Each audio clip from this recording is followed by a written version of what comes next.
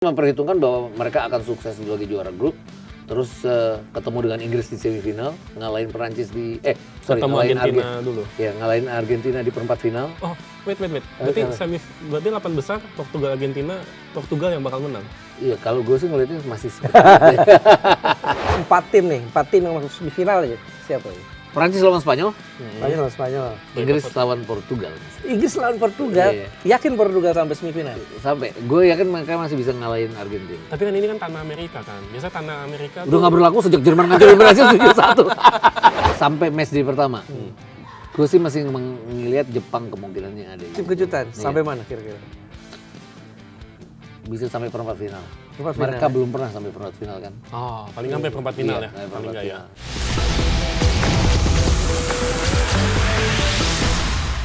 Bung Ais, Ya. sadar nggak sih Piala Dunia ini adalah last dance-nya Messi dan Ronaldo nih? Iya juga ya. Nah, kira-kira dua orang itu bisa bawa negaranya melangkah jauh nggak? Atau Messi lah. Messi bisa juara lagi nggak? Nah, untuk menjawab pertanyaan itu, karena ini kan legend ya. Kita yang jawab juga harus yang legend juga. Oh, gitu ya? Itu adalah Gita Suwondo.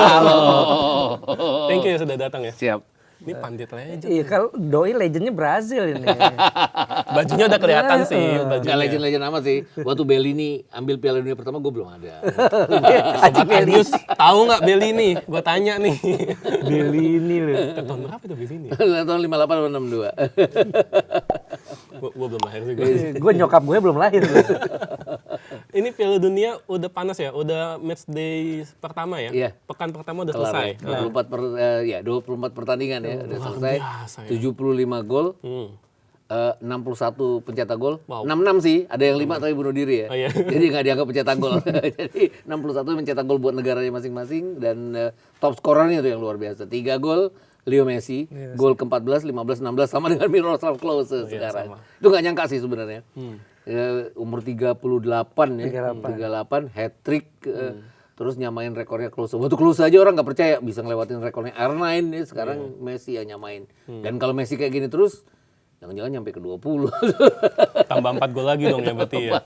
Apalagi Messi tuh kabarnya kan sempet diragukan main kan ya. Iya, betul. Karena cedera ya. Karena cedera keletihan otot katanya. Iya, keletihan Dia main ngegolin 3. Mau golnya cakep-cakep lagi golnya. Itu dia Yang gol tuh. pertama tendangan jarak jauh loh, gol pertama loh. Tapi gue ngeliatnya dia di starting line up itu posisinya seperti nomor 10 ya. Iya. Tapi pada saat kenyataannya, prakteknya kayak nomor 9 dia. Lihat aja Lautaro kayak kasih ruang ke dia, terus Alvarez yang masuk juga ngelebar ke sayap ngasih ke dia. Gol kedua lah ya yang dia tap in bola muntah itu. McAllister ya. Iya, McAllister dia kayak nunggu kayak nomor 9 kan, nggak ada yang jaga itu. Semua jaganya ke Lautaro pastinya. Ini seakan-akan semua bermain untuk Messi ya. Ya. Kok Portugal nggak kayak gitu ya? Apa yang terjadi dengan Cristiano Ronaldo nih? Kemarin tuh ada satu kejadian yang agak lucu. Dia dia bawa bola masuk kotak penalti, dia kasih ke gelandang serang yang gue lupa. Kiri ya? Ya kiri. Neto Ya. Neto itu mundur ke belakang terus kasih bola ke belakang. Jadi seringkali Portugal itu memulai awal serangan tapi kemudian tidak menyelesaikan. Jadi masuk sepertiga lapangannya lawan tapi ya udah DR Kongo ya cuman lawannya ya. Dan kalau gini, Spanyol itu kan ada 7 shot on target. Terus Uruguay itu ada 10 malah aja. Penyelamatan penjaga gawang semua itu kan. Spanyol juga. Brazil tuh malah ada 5 shot on target dengan lawan Maroko yang kualitasnya juga kurang lebih sama. Spanyol tuh Portugal tuh 1 shot on target yang jadi gol menit ke-6 habis itu nggak ada on target sama sekali. Kan aneh ya buat Portugal. Berarti Ronaldo masalahnya atau gimana? Masalahnya mungkin adalah semua pemain harus main untuk Ronaldo juga ya. Kayak tahun 2022 di Qatar. Siapapun kan pasti percaya bahwa di tengah Argentina nggak terlalu berhasil di pertandingan pertama, semuanya akhirnya memutuskan main untuk Messi. Dan itu kebukti ya. Dan kalau tadi Ais bilang dia cedera otot ya. Dia anggap cedera otot nggak main. Tapi jangan-jangan dengan dia main di MLS tuh lebih bugar dari pemain-pemain yang main di Eropa jadinya. Karena nggak banyak bertanding gitu. Ya itu tadi hal-hal kayak gitulah yang bikin dia kok jadi menonjol. Top skornya dia loh. Artinya kan orang nggak ekspektasi bahwa dia akan jadi top scorer gitu. Ini berarti kita melipir bentar ya ke Argentina ya. Sebenarnya apa sih yang membedakan Argentina di tahun ini dengan waktu jadi juara? Ada perbedaan nggak? Nggak ada Di Maria jelas. Tapi perbedaannya nggak banyak ya. Beberapa pemain masih dalam performa terbaik, Montiel masih ada di sana. McAllister di luar satu musim nggak oke, jangan-jangan satu musim nggak oke tuh bikin dia istirahat banyak ya. Jadinya kan Liga Champions cepat kelar mereka. Terus kompetisi ya mereka nomor 5, jadi nggak mengejar nggak berusaha untuk hanya mengejar zona Liga Champions. Jadi dia membuat ini bugar. Terus keseluruhan pemain-pemain ini kan kayak siap buat Piala Dunia. Tapi masih satu pertandingan ya, belum bisa dihitung satu pertandingan kan. Argentina juga kalah 0-1 sama Arab Saudi terus jadi juara. Terus kalau kita lihat Spanyol 2010 kalah dari Swiss juara juga. Artinya selalu semua juara ada hambatan. Italia bahkan sempat draw ya di tahun sama 2006. Amerika. Iya, terus jadi juara. Kayaknya yang mulus 7 kali menang cuma Brazil di 2002 ya. Soal Brazil 1970. Lainnya tuh selalu ada. Brazil tahun 94 aja ditahan imbang oleh Swedia kan. Baru mereka juara. Yang rakyat Brazil protes kok nggak pakai R9, kok masih Romario Bebeto segala macam gitu. Ya harus ditunggu sih match day kedua apakah pantas Argentina atau enggak juara. Nah, itu gaya mainnya kan beda tuh. Iya. 2022 dia cuma pakai si Alvarez dan Messi di depan. Iya, Mirip 4-4-2 dulu ya. Sekarang 4-2-3-1. 4-2-3-1. Iya, kelihatan ya. Jadi kalau kemarin itu ngelihatnya adalah Messi di depan, sekarang Messi agak mundur ke belakang sebagai nomor 10. Dan itu terbukti gol pertama itu gerakan nomor 10, benar ya. Tapi biasanya nomor 10 bagi bola, ini dia ngajar sekalian itu loh yang dan itu tadi nomor 9 itu kayak ngasih ruang ke dia dalam beberapa kali, terutama gol pertama dan gol ketiganya Messi itu. Apakah Argentina akan mempertahankan gelar? Mengingat kita tahu ya, ini sejarah nih, fakta yang bicara kalau tim yang bisa Lu mempertahankan nanyanya gelar, sama orang Brazil. justru itu sengaja makanya. Tapi jujur gini. Baru Vittorio Pozzo yang Italia tahun 34-38 yang bisa mempertahankan gelar. Ada andil Mussolini kan? Iya ada, nggak tahu deh, nggak percaya. Tahun 58-62 Brazil juara itu pelatihnya beda.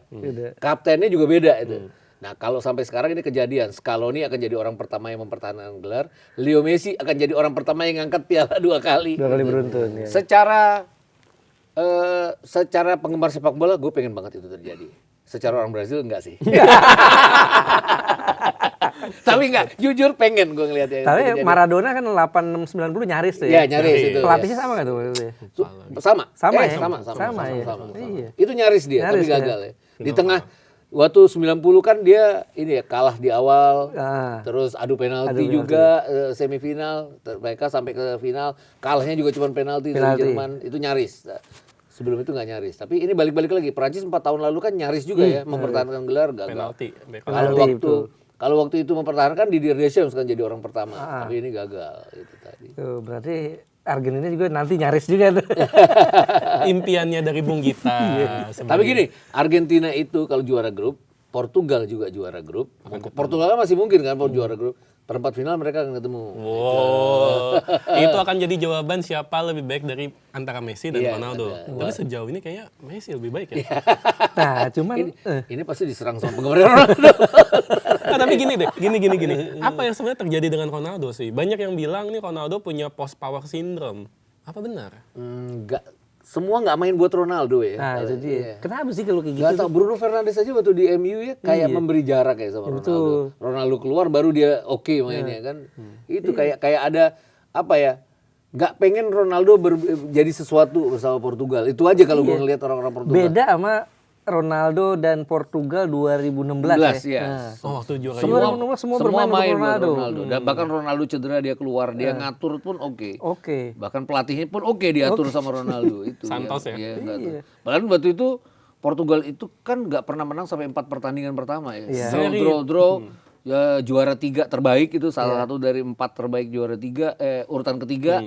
Terus lolos, masih ada adu penalti lagi baru lolos semifinal dan final mereka menang. Jadi ya itu tadi nggak bermain buat Portugal, nggak bermain buat Ronaldo jadinya. Kayak menganggap kalau dilihat kan Vitinha ya, bagus João Neves, Bruno Fernandes, gila lu. Nuno Mendes itu Nuno Mendes itu kan tiga di belakang striker yang paling oke dari semuanya. Ya Perancis lah yang cuma bisa nyamain itu aja. Iya. Dan kalau lihat dari 2022 kemarin, Fernando Santos bahkan pernah nyandangin Ronaldo tuh. Waktu lawan Swiss kalau nggak salah. Yang akhirnya si Goncalo Ramosnya hat-trick saat itu. Yang 6-1 menang ya. 6-1 menang. Yes. Itu hat-trick terakhir Piala Dunia sebelum Messi ini. Messi, betul. Mbappe final. Oh iya, Mbappe sorry, final, lupa Mbappe final. final. Ya. Final Mbappe terakhir. Tapi gini deh, tadi kan timelinenya 2016 ya. Apa jangan-jangan sejak Bruno Fernandes datang, Ronaldo mulai jadi Kalau Bruno Fernandes kan kelihatannya memang di MU kayak gitu ya. Semua tertumpu ke dia. Apalagi musim ini dia sukses membawa MU masuk ke zona Liga Champions lagi. Dia 21 assist pecahin rekor ya. Jadi kalau gue bilang secara ego iya ada di situ. Tapi kan sebenarnya kalau di dalam sebuah tim nasional semua harus bermain sebagai sebuah tim. Lihat deh, para juara itu bermain sebagai sebuah tim kayak family jadinya ya. Mbappe aja semua orang bermain buat Mbappe loh. Betul, Kelihatan. Di tengah Mbappe di Real Madrid nggak karu-karuan, di tim nasional tuh beda jadi Mbappe. Dan juga kalau kita lihat kemarin ada satu momen ya di mana si Bruno Fernandes tuh marah sama Ronaldo tuh. Iya, pas saat Ronaldo harusnya ngelepas bola dia shoot tuh. Iya. Nah, dia nunjukin gestur Nggak suka. kesel, Ya. nggak suka. Kebalikan juga Ronaldo kasih ke Bruno Fernandes juga ke Vitinha. Vitinha mundur ke belakang, kasih ke belakang lagi kayak apa ya? Jadi serangan yang nggak jadi. Kentang juga. Ya. Jadi kayak padahal itu nggak kualitasnya Portugal ya kalau ngelihat keseluruhan. Tapi balik-balik lagi, historisnya Portugal kan yang terbaik cuma sampai semifinal. Ronaldo muda waktu itu tahun 2006 kalah dari Jerman di perebutan tempat ketiga. Selebihnya kan mereka nggak pernah sampai ke fase-fase semifinal 4 besar tuh nggak pernah. Bahkan mereka pernah gugur di fase grup segala macam gitu. bersama Ronaldo juga di Iya. 2014. 18 kayaknya. 14. Karena dibantai Jerman Iya, kan. betul. 0-4 di fase grup awal ya. Ini berarti bahaya nih. Ini jangan-jangan last dance-nya nih bakal gagal, terus Messi yang bakal bersinar nih. Messi udah dance kemarin. Ronaldo-nya belum. Tapi balik lagi, jelek di awal kan bisa dance terakhir ya. Messi kan 4 tahun lalu kan dance terakhir dia. Di tengah sebenarnya nggak mulus-mulus banget, kalah dari Arab Saudi. Terus ada kontroversi penalti lawan Polandia ya. Yang Messi kalau VAR cek kok dapat penalti, padahal bolanya sudah keluar dari jangkauan. Terus lawan Belanda kan mereka ketahan imbang setelah unggul 2-0. Dan banyak yang bilang fans Belanda, Paredes tuh kartu merah. Iya. Karena kayak Abdul Lestaluhu ya, yang nendang bola ke bench tapi nggak dapat kartu kuning. Final juga mereka unggul 2-0 cepat, tapi mereka juga dikejar oleh Perancis 2-2 sebelum terjadi 3-2, 3-3 jadi adu penalti. Jadi ya nggak mulus itu udah jadi kebiasaannya para juara ya jadinya. Justru yang mulus-mulus ini ya. Iya, yang mulus-mulus ini yang harus dipertanyakan nanti. Apa jangan gini nih, jangan-jangan. Apa karena faktor usia? Ronaldo udah kemakan usia nih, udah 41 tahun. Tapi Messi juga sama ya. 38, 3 tahun Mungkin lebih. bedanya adalah gini. Messi itu kalau nggak salah MLS itu dia bersama Inter Miami hanya main di satu kompetisi kan MLS saja. Ronaldo kan terlepas nggak sekeras di Eropa, dia masih main di kejuaraan antar klub Asia juga kan. Jadi pasti ada faktor keletihan juga lebih ke Ronaldo dibandingkan dengan Messi. Ditambah Bruno Fernandes juga main 38 pertandingan, memenangkan laga, mencoba masuk ke zona Liga Champions. Terus yang main-main di PSG itu kan Vitinha, João Neves, Nuno Mendes, itu kan main sampai Final. walaupun di Liga Perancisnya mereka lebih mudah dibandingkan dengan yang lain, tapi burnout itu pasti ada gitu. Dan dia lebih santai ya, Iya. ini Messi. Dan itu juga pemain Argentina lain kan juga sama. Tahun 2022 mereka kan menang karena itu situasi ideal Piala Dunia ya, di tengah musim kompetisi ya. Nggak ideal buat klub tapi ideal buat negara, semuanya masih bugar, belum ada yang cedera. Iya, kalau kita lihat Portugal dengan kondisi kayak gitu, kira-kira memungkinkan nggak mereka dapat trofi buat Ronaldo. buat Ronaldo? Top scorer maksudnya apa pemain Ya, terbaik? Trofi Piala Dunia. Trofi Piala Dunia dong. Masih mungkin sih gue lihat. Masih mungkin ya? Masih mungkin. Malah gue masih memperhitungkan bahwa mereka akan sukses sebagai juara grup, terus ketemu dengan Inggris di semifinal, ngalahin Perancis di Ketemu ngalahin Argentina dulu. Ya, ngalahin Argentina di perempat final. Oh, wait. Berarti berarti 8 besar Portugal Argentina, Portugal yang bakal menang. Iya, kalau gue sih ngelihatnya masih seperti itu. Ronaldo. Kalau ngeliat kualitasnya ya, tapi itu pasti akan seru. Tapi kalau ngeliat sekarang kan kayaknya ke arah Argentina ya. Tapi kan kita nggak pernah tahu nanti jalannya kompetisi. Ini panjang loh kompetisinya. Mereka masih ada 32 besar, artinya satu tim akan main 1 kali lebih banyak dari sebelumnya. Ini berarti meskipun sekarang Messi yang lebih baik, tapi menurut prediksi Bung Gita, Ronaldo yang bakal lebih jauh nih daripada Messi nih. Jangan-jangan nih. Tapi berarti gini nih, untuk menutup ya Messi Ronaldo ini. Berarti lebih GOAT-nya Ronaldo atau Messi nih? Sama sih. Gue bukan penggemar dua-duanya, tapi gue ngerasa mereka punya kelebihan masing-masing. Kekurangannya bisa ditutup dengan kelebihan mereka masing-masing. Jadi nggak mau bilang siapa yang GOAT. Sama lah kalau di tenis siapa yang GOAT, Roger Federer, Novak Djokovic atau Rafa Nadal, tiga-tiganya sama GOAT. Kalau ngitung piala, ya Messi jadinya ya. Piala dunia itu ya. Ini susah nih nanyanya sama orang Brasil soalnya. Iya. Nah, langsung aja Brazil. Nah, tadi Yang jelas adalah R9 nggak GOAT. Enggak. kenapa enggak? Secara prestasi iya, tapi dia belum pernah menang Liga Champions. Oh iya. Secara Sama Real Madrid nggak ya? secara kehidupan juga ya nggak bisa menjadikan dia GOAT. Tapi kan dia kan cedera lutut 2 kali kan. Iya dia. emang. Itu kan nggak gampang cedera lutut 2 kali sebenarnya. Nah, itu dia. Brazil. Gimana Mas Gita ngeliat Brazil di Piala Dunia kali ini? Waktu drawing ketemu Maroko, gue bilang tuh sama banyak orang, ini draw lawan Maroko nih. Kenapa? Karena mereka lawan Venezuela aja nggak bisa menang. Terus Ancelotti dipanggil kan. Ancelotti kan hanya buat apa ya? Dianggap bisa mengangkat Brazil, menstabilisasikan permainan. Tapi kan Ancelotti juga pernah gagal sama Everton ya. Kalau timnya mediocre kan dia nggak bisa ngangkat. Brazil ini rada mediocre loh lapangan tengahnya. Artinya Bruno Guimaraes. Kalau dulu kan lapangan tengahnya mentereng gitu. Ini Bruno Guimaraes. Casemiro oke lah, tapi kan Casemiro bukan dalam performa terbaiknya juga, udah bukan prima lagi dia. Jadi udah bukan Casemiro yang di Real Madrid, bukan Casemiro yang di 2018 sama 2022. Jadi kayak gitulah. Terus nggak pernah lo Brazil 6 kali kalah di kualifikasi. Iya. Orang Venezuela nggak pernah menang, sama Argentina kalah 2 kali, sama Uruguay kalah, sama Kolombia kalah, sama Bolivia kalah. Ya kan kalau Bolivia karena mainnya di lapas. Iya, kan. mainnya di lapas, tapi masa iya kalah sih sama Bolivia. Terakhir mereka kalah sama Bolivia itu tahun 93 waktu kualifikasi Piala Dunia. Mereka juara 94.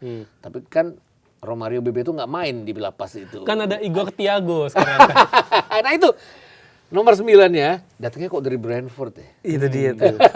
Tapi 20 gol di Iya Liga 20 Inggris. gol. Kayak musim pertama ya, bisa one season wonder itu. Dan Endrick sebenarnya. Endrick kan waktu umur 16 tahun masuk tim nasional dia bikin gol. Ke gawang Spanyol dia bikin gol. Banyak lah golnya. Tapi kayaknya Ancelotti tidak mempercayakan ke anak muda. Kemarin aja kan dia nggak langsung diambil, nggak masuk dia sama sekali pada saat gol.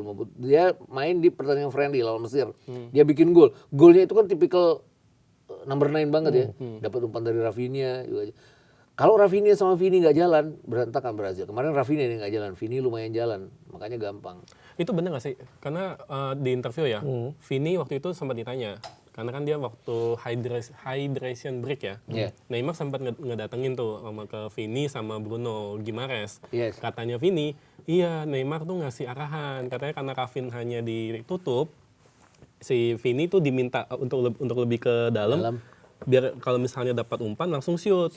Dan itu berhasil ya, itu. itu yang dilakukan ya. Tapi terus kan ditutup juga sama Maroko, cepat sekali. Ya cuma sekali itu doang berhasil. Sekali itu doang. Ya itu tadi Neymar juga kayak waste juga ya, kayak dia kan nggak bisa main kayaknya sampai kompetisi sampai fase grup ya seenggaknya. Ada sebenarnya nomor 9 namanya João Pedro ya. Itu kenapa ya? Satunya harusnya dia karena 20 gol ya. Iya, di Neymar tuh waktu Chelsea. kalah sama Kroasia adu penalti tuh yang di 2022 kan dia sempat bilang ini Piala Dunia terakhir saya, dia bilang gitu. Di umurnya yang waktu itu masih 28 tahun, sekarang 32 tahun loh. 30 berapa ya? 34 ya. Waktu itu dia 30 tahun, sekarang 34 tahun. Itu artinya terbaiknya Neymar tuh bukan Messi, bukan Ronaldo. Lewat 33 udah repot juga dan dia banyak cederanya juga ya. Jadi kayak Ancelotti bawa asisten pelatih jadinya. Asisten pelatih. Motivator ya. Motivator jadi. Nah, itu gitu. dia. Brazil kenapa ini kayak penurunan kualitas ya? Iya, sangat penurunan. Generasinya coba bayangin ya, dulu striker mereka tuh selalu main di klub-klub top kan. Ya. Romario pernah di Barcelona, R9 Real Madrid, Inter Milan, Adriano Inter Milan. Sekarang kemana nomor 9? Igor Thiago Brentford. Makin lama makin menurun ya. Kalau ada Romario Bebeto dulu. Romario lah nomor 9-nya. Terus 98, 2002 ada Ronaldo. 2006 tuh ada Ronaldo Adriano. Mereka bisa pakai 4-4-2. Luis Fabiano menurun kan sebenarnya di 2010. Sevilla waktu itu ya. Sevilla. Terus Hulk dan Fred di 2014. Fred lagi di 2018. Artinya makin lama makin menurun. Ada Richarlison lah di 2022. Tapi Richarlison kan nggak regular scorer ya buat timnas. Itu yang gue bilang. Dan Brazil juara dunia 5 kali, itu semuanya ada striker nomor 9-nya loh. Ada Vava di tahun 5862, ada Tostão di tahun 70, ada Romario 94, ada Ronaldo di 2002. Artinya kalau mereka nggak punya striker nomor 1, mereka belum pernah jadi juara dunia. Menurut Bung Gita sekarang Brasil punya striker nomor 1 nggak? Enggak. Oh, berarti nggak juara berarti. Mereka pemain terbaiknya Alisson namanya, Marquinhos sama Gabriel. 1 kiper, 2 center back loh. Itu Alisson kalau nggak double save menit Iya, akhir. iya. Kalah sama Maroko Iya, itu. betul. Double save dia. Dan memang ada 5 shot on target dari Brazil dibandingkan dengan hanya 3 dari Maroko ya. Tapi kalau ngeliat golnya Maroko kan Brahim Diaz itu nggak ditutup sama sekali sama Casemiro dan Bruno Guimaraes ya. Dan itu terus Marquinhos sama Gabriel kan bukan kayak Marquinhos sama Brazil di Arsenal dan PSG. Bertahan tinggi gaya Brazil lah. Abis lah itu langsung. Sama Saibari ya. Iya, Mas Saibari. Brazil tuh kata Ancelotti targetnya lolos lewat itu peringkat 3 terbaik. Wah kacau kalau Iya, karena mereka harus menghindari Jepang ataupun Belanda. Ibadah itu ya. Jepang atau Belanda ya. Kalah kan dia sama Jepang ya. Karena dia 3-2 waktu itu. Dengan unggul 2-0 dulu Jepang nyusul loh 3-2. Comeback ya 3-2 ya. Di Jepang mainnya ya waktu itu. Jepang. Berarti ini berhasil menurut prediksi Bung Gita sampai mana kira-kira? Kalau lepas dari 32 besar, dia akan sampai ke 8 besar. Karena 16 besar, kalau dia juara grup ya, dia 32 besar, lepas dari sergapan Belanda ataupun Jepang, dia akan lebih mudah di 16 besar. Tapi 8 besar itu mentok. Kalau nggak salah ketemu Inggris ya? Di mana? Di 8 besar? Iya, ketemu Inggris dia akan mentok. Inggris juga Nggak yakin. gokil juga Inggris ya. Terakhir dia ketemu Piala Dunia menang kan Inggris 2-1 ya. Iya, tapi itu kan 2002. 2002. Tapi itu kan generasi emasnya Brazil lawan generasi emasnya Inggris. Ini kan nggak generasi emasnya Brazil. Nggak, tapi gini deh, yang jadi pertanyaan juga ya. Ini kan kebetulan udah ngikutin Brasil dari tahun berapa, Bung Gita? Dari aku kenal bola pertama kali tahun 74. 74 ya? Oh, itu zaman-zamannya total football itu ya. Kenapa Brazil? Gue penasaran tuh kenapa Brazil. Dulu tuh yang gue kan yang ini yang suka bawa gue ke Senayan. Ngomongnya boleh saya gue Enggak bebas, Bebas, podcast. senyamannya aja. terus dia ngenalinya itu dulu kan pertama kali dibawa sama dia itu Santos datang tuh Pele. Pele datang ya. Jadi tuh terjebak di otak gue Brazil itu walaupun yang gue sama bokap gue selalu bilang Belanda adalah tim terbaik di dunia. Biasalah bekas orang-orang jajahan Belanda yang rasanya Belanda yang nomor 1 apalagi Johan Cruyff, Johan Isges. Terus tahun 74 itu kan Brazil dikalahin oleh oleh Belanda 2-0 itu kan. Itu terus Brazil kena kartu merah. Jadi mereka selalu menganggap Amerika Latin ini kasar, Eropa tuh oke. Dan itu bertahun-tahun sampai mereka udah nggak ada tuh mereka terjebak dengan euforia kalau Eropa lebih tinggi dari ini. Tapi gue tetap Brazil segala macam gitu. Apa sih yang bikin Bung Gita jatuh cinta? Dulu sih karena mainnya ya. Samba buat anak kecil tuh kan main juggling terus build up serangan yang bagus, terus nyusul ke kiri ke kanan terus jadi gol itu kan nggak buat anak kecil oke aja gitu loh. Tapi 82 86 tuh yang paling gua keselin adalah tim terbaik mereka nggak pernah juara dunia itu kan. Zico dan kawan-kawan itu, Socrates, Falcao dan kawan-kawan tuh nggak pernah juara itu. Terus kan setelah itu kan 90-94 kan Brazil pragmatis ya. Pragmatis banget. 2002 bahkan mereka pakai 3 center back loh. Iya. Brazil nggak pernah pakai 3 center back buat mengatasi tim-tim Eropa itu. Mereka juara jadi di mata gue pokoknya asal juara ya nggak apa-apa. Tapi yang jadi pertanyaannya, ini kan berarti kan Brasil dulu kan kuat banget ya. Iya. Apa yang menyebabkan mereka menurun sedalam ini? Sepak bola berubah kali ya. Mereka kalah jelas dari Eropa. Bayangin setelah mereka juara dunia kan mereka selalu kalah di fase knockout sama Eropa. Iya ya. Iya, mereka kalah sama Perancis di perempat final 2006. Mereka kalah sama Belanda di 2010, sama Jerman dibantai di 2000 semifinal 2014 di perempat ketiga kalah sama Belanda juga. Terus sama Belgia 2018 terakhir kemarin adu penalti sama Kroasia. Artinya orang Eropa itu kan belajar sepak bola lewat ilmu ya. Jadi mereka kalah kualitas tapi mereka membuktikan dengan sekolah sepak bola, dengan pemahaman sepak bola dijadikan sebuah industri itu pemain-pemain Brazil juga jadinya ini ya terlihat terjebak dengan euforia bahwa mereka 5 kali juara dunia. Tanya deh orang Brazil pasti kita kan 5 kali juara dunia, Ya, artinya mereka nggak ngembangin itu lewat sport science. Iya, mereka bagus di klub masing-masing secara individunya kayak Vini, Rafinha, segala macam, Gabriel Magalhaes. Tapi dan yang menariknya adalah Brazil bisa bertahan sekarang, punya DM, punya center back bagus. Tapi begitu disatukan di tim nasional, ya nggak bermain sebagai sebuah tim. Tim kan sekarang kalau mau juara kan harus bermain sebagai sebuah tim ya. as family gitu. Brazil tuh nggak as family gitu. Atau juga mungkin karena materi pemainnya menurun nggak sih? Karena kan tadi kan kita kalau dulu Brazil kan gelandang serang Kakak. Sekarang Paqueta. Paqueta di West Ham gitu. Iya, tengahnya menurun jelas. Tapi kan kalau daya gedor di depan sebenarnya nggak harus menurun ya. Masih ada Vini, masih ada Rafinha. Masih ada Endrick yang bisa diangkat gitu. Tapi nggak punya nomor 9. Iya, nggak punya nomor 9 itu aja. Tengahnya yang mengkhawatirkan banget. Di lini tengah. Iya, lini tengahnya. Lini tengahnya kalah loh sama Portugal, sama Spanyol, sama... Gini deh, Spanyol kalau mentok punya Mikel Merino kan. Ya. Terlepas mereka kemarin 0-0, kalau biasa di juara Eropa kemarin kan Mikel Merino masuk bikin solusi. Inggris tuh punya Oli Watkins. Kalau berantakan di depan mereka semifinal lawan Belanda kan contohnya Oli Watkins. Brasil tuh nggak punya itu. Neymar main. Neymar main mungkin. Neymar waktu peaknya di tahun 2018 ya. 2022 kan dia golnya lawan Kroasia hebat banget ya. Cakep banget itu. Cakep banget itu. Pikir Brasil menang ya, enggak juga. Sekarang sih nggak yakin Neymar bisa kayak gitu lagi. Tapi kan paling nggak Neymar lebih wise kan sekarang. Ya, lebih wise. Nggak kayak Ronaldo ya. Yes. Iya, enggak. Tapi orang kan kadang-kadang kalau wise jadi ngalahan ya. Ya kalau Ronaldo nggak mau ngalah gitu maksudnya. Sambil diminum. Ya kalau ngomongin Brazil, tapi menurut Bung Ais bakal jauh nggak sih Brazil? Iya, gue sih nggak yakin ya Brazil paling top. Nggak yakin lah gue. Iya, paling top perempat final. Perempat final. Sama Inggris ya. Tapi ini Ancelotti ini tricky ya, pelatih tricky. Iya, pelatih tricky. Dia punya segala macam pengalaman ya. Betul, bisa jadi Igor Thiago-nya dia korbanin, dia mainin Vitinya, bukan. Vini dan Rafinha. Di depan dua. 4-4-2 jadi. 4-4-2 jadi. Bisa juga sih. Menarik. Dia ada siapa lagi ya di lini serang ya? Dia ya Vini, Endrick doang ya paling ya. Tapi kalau Endrick kayaknya nggak terlalu suka ya. Iya, kemarin tuh agak kaget ya waktu dia butuh gol, untuk gol kedua dia masukinnya Luis Enrique kan, bukan Endrick. Padahal waktu lawan Mesir dia pakai Endrick. Sedangkan Maroko Mesir kan 11-12 lah ya itunya kemampuan dan kekuatannya gitu. Tapi benar sih kalau orang bilang bahwa kok Brazil ditahan imbang, itu mungkin karena orang nggak ngikutin Brazil ya. Kalau gue sih expected itu ditahan imbang sama Maroko. Kecuali sama Haiti ditahan imbang tuh baru pertanyaan itu. Kayak kalau ditahan Haiti, Ancelotti dipecat. Tapi Ancelotti memang waktu di Real Madrid aja Hendrik dibuang kan? Iya, dibuang sama dia. Iya, makanya Hendrik dipinjemin ke Lyon kan akhirnya. Pinjemin ke Lyon kan zamannya dia tuh. Nggak kepake juga ya. Nggak kepake sama dia. Kemarin dia bisa pasang Hendrik karena persahabatan. 11 pemain boleh diganti. Jadi dia kayak nyoba 2 kesusunan pemain. Itu kemarin waktu udah harus taktikal hanya 5 pergantian, ya dia ngorbanin nggak bakal masukin Hendrik. Tapi lolos nggak nih? Lolos lah kalau lolos. Skotlandia selalu kalah sama Brazil kecuali sekali tahun 74 kan. Walaupun kadang-kadang tipis kalahnya tapi biasanya kalah. Mereka tuh kalau nggak salah udah 4 kali ketemu, 74 draw.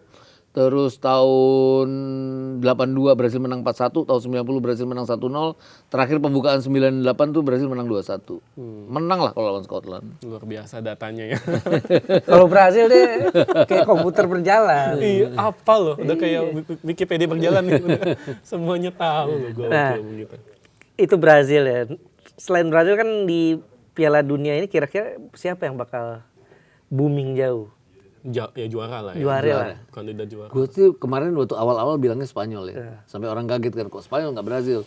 Gue ngeliatnya Spanyol lengkap. Tapi balik-balik lagi. Spanyol kemarin mentoknya di nomor 9 juga ya. Nggak punya striker ya. Begitu dia mentok lawan Cape Verde, dia harus punya striker dan itu nggak ada. Jadi kalau gue ngeliat sekarang ya ada Mbappe di Perancis, ya kemungkinan paling lengkap Perancis ya sebenarnya di semua lini ya. Ya. Argentina iya, tapi baru pertandingan pertama belum ada ini. Senegal itu kan berat juga ya. Senegal itu kan juara Afrika harusnya kan. Harusnya.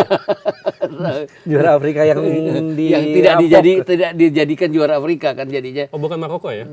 Kan yang menang Senegal awal baru diberikan ke Maroko. Jadi menang 3-1 lawan Senegal itu luar biasa buat Perancis. Berarti Bung kita menjagokan Perancis. Iya. Oh ganti lagi sekarang? Iya, tapi belum. Masih ada persoalannya adalah kalau mereka sama-sama juara grup, Spanyol sama Prancis ketemu di semifinal. Itu dia. Nah itu, berarti gini. Kalau misalnya semifinal ketemu, yang menang di Spanyol Prancis juara. Iya. Simbolannya gitu. Nasibnya Inggris ya kayak. Ya terakhir kan memang Prancis Spanyol menang ya Spanyol ya 2-1 ya di Euro tuh kemarin semifinal. Lah kalau Inggris gimana? Ini tim kasihan ya. Kenapa? Abis menang sama Kroasia loh. Iya. Meyakinkan. Tapi kadang-kadang meyakinkan kayak 2024 Euro kan. Sampai ke final Oli Watkins, siapa sih yang nggak kagum sama dia waktu mereka ngematahin semua prediksi ngalahin Belanda di menit-menit akhir. Ya di finalnya gitu lawan Spanyol kalah juga. Iya. Yang 2020 juga gitu kan. Iya. Duluan. Iya. 2002 lah Michael Owen bikin mereka leading lawan Brazil. Pikiran gampang 2-1. Golnya Ronaldinho kan aneh ya. Tapi keren golnya. Iya keren. Cuman karena rabun ayamnya si David Seaman kan. Rabun ayam. Kiper Arsenal tuh. Oh, iya. Dan berapa tahun? Gua habis loncat baru inget ini kiper Arsenal nih. lupa. Dan berapa tahun kemudian kita punya Andik Firmansyah yang menduplikasi gol itu. Lawan Singapura kan itu. Satu-satunya gol cantik kita ya waktu itu. Walaupun kita kesingkir waktu itu ya. Iya, sayangnya itu. Nah itu juga kenapa Inggris kasihan?